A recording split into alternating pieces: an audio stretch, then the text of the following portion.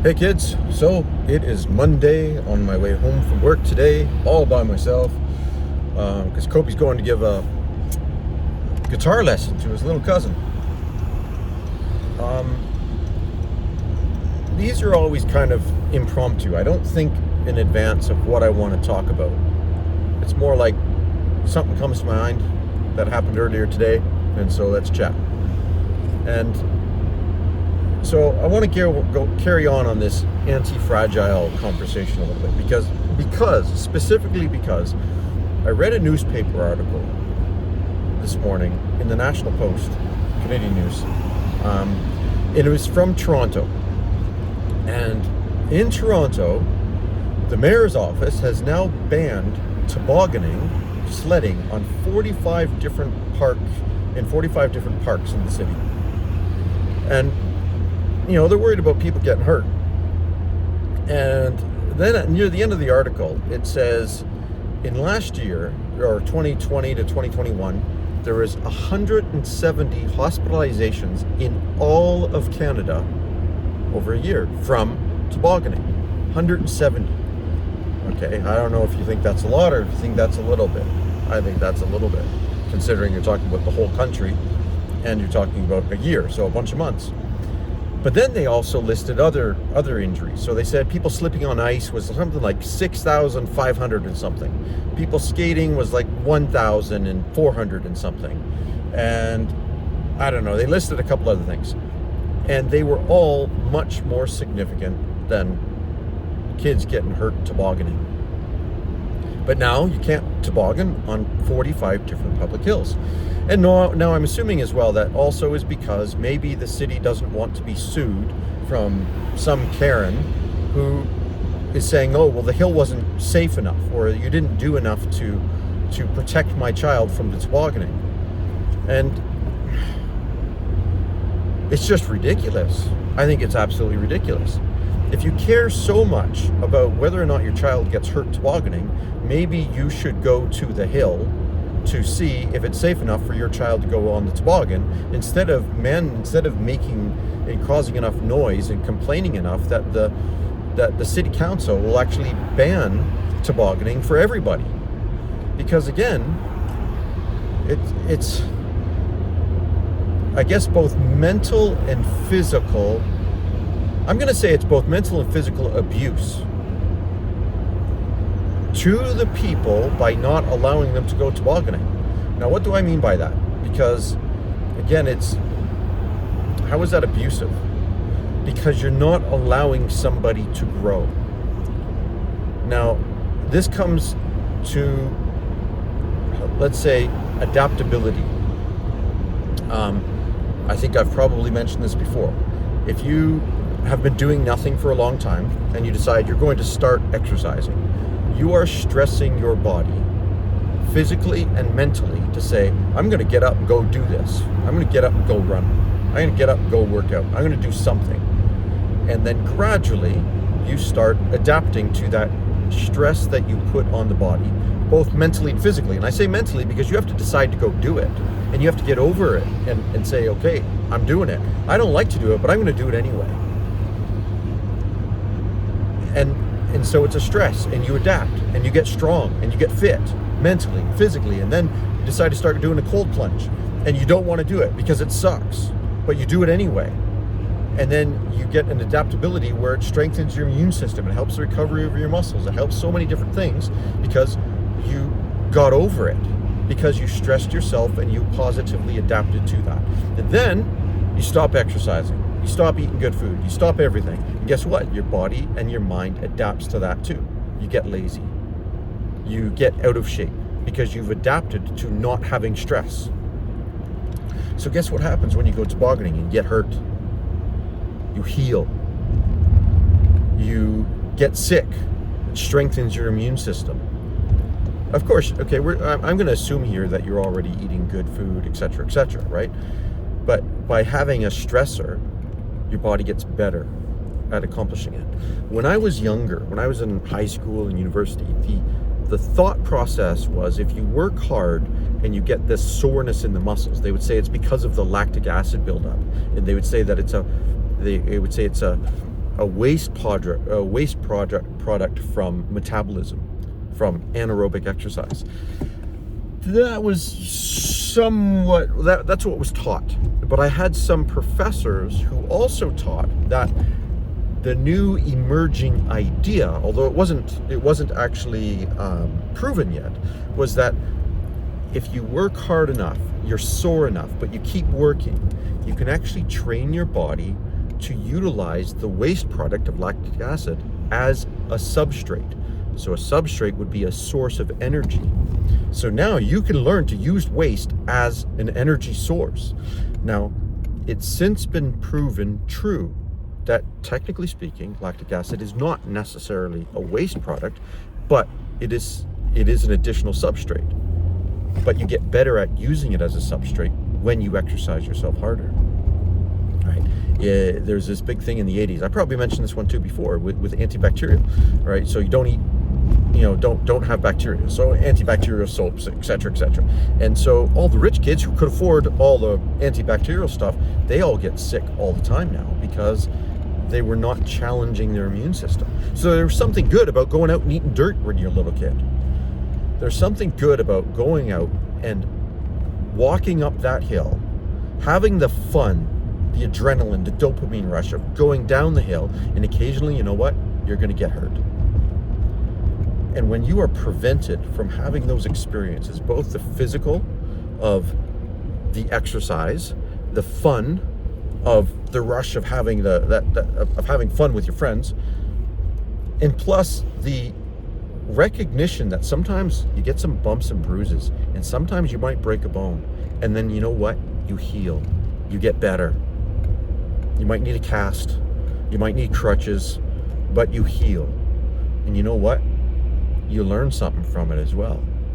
But we've got so many of these freaking Karens running around saying, oh, my little baby boy, my little baby girl, it's your fault, city council, because you didn't mark well enough that, it could be dangerous to go down a hill and go with gravity down an icy and snowy hill, and you might run into a fence.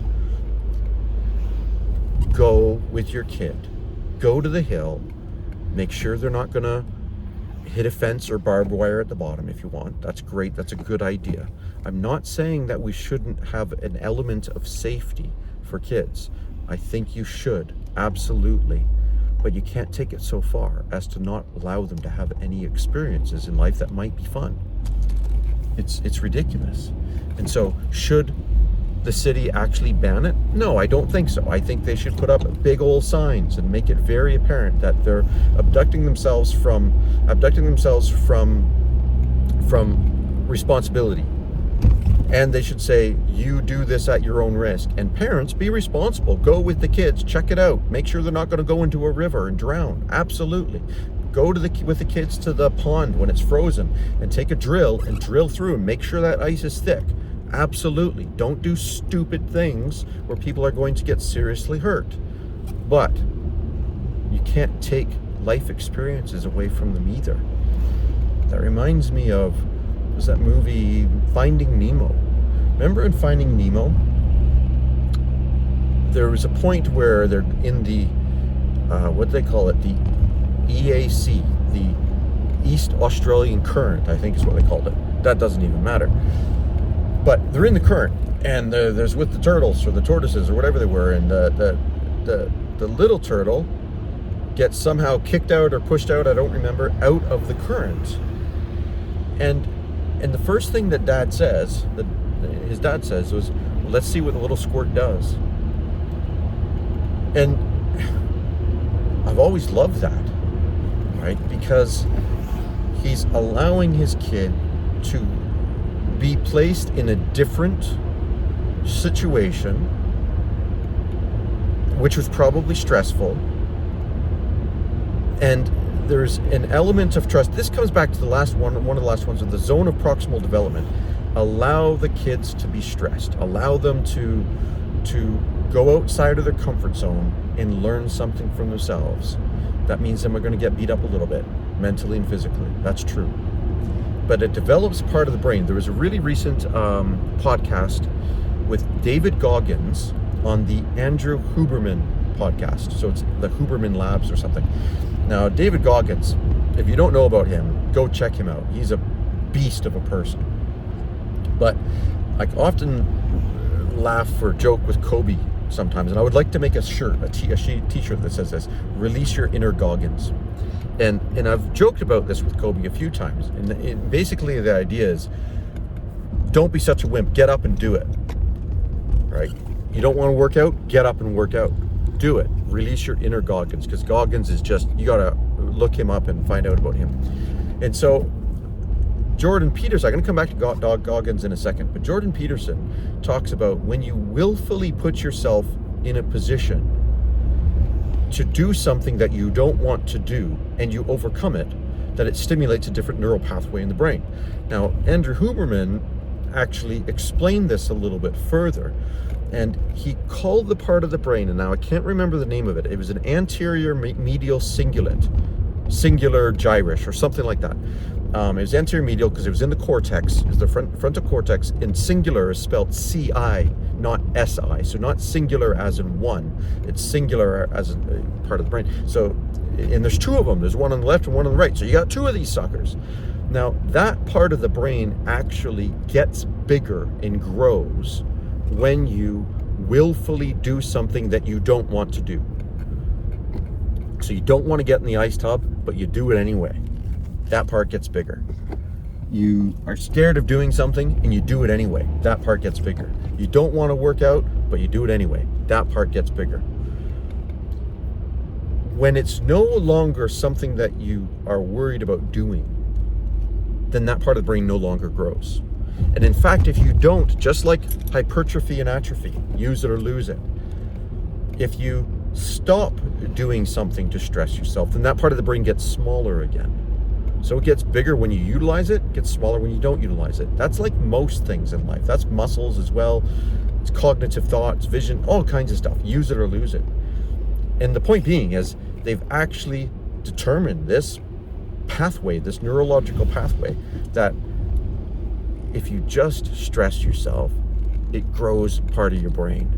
You get better, you get stronger. So get out and do stuff. I often say to my kids when they go out and have fun. Make sure that nobody gets hurt physically and emotionally. Now, what do I mean by hurt? It's like, okay, that kind of goes against what I just said about going out tobogganing. Of course, people are going to get hurt once in a while. I'm not bothered by that. I mean, like, seriously hurt.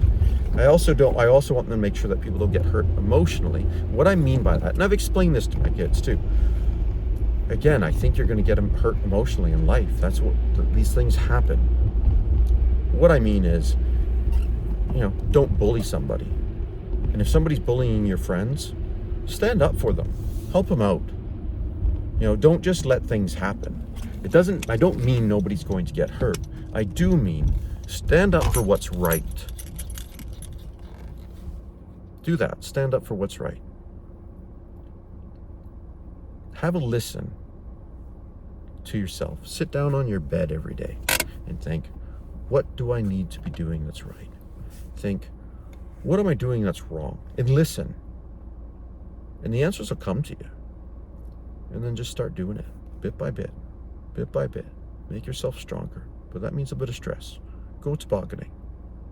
Hop in the ice plunge. Work out. Study. That's another thing with the studying, with the schoolwork. Oftentimes, are you going to use a quadratic equation when you're older? I don't remember the last time I ever used a quadratic equation. So probably not. But you learn logic. You learn rationale, which that can be applied to so many different elements of your life. So school is important. Even if the details of what you're learning isn't, the process is important. And I oftentimes say to the kids, one of the biggest things that's important about education is learning to do what you don't want to do when you don't want to do it. I've been saying that to them for years. And so it was really cool to hear these things, both by Jordan Peterson and by Andrew Huberman and by David Goggins, on these pathways in the brain, because they're real.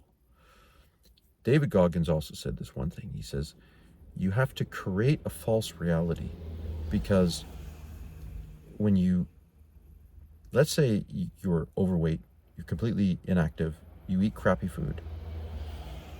The first little while that you're working out, the first few weeks, you're not going to see any differences.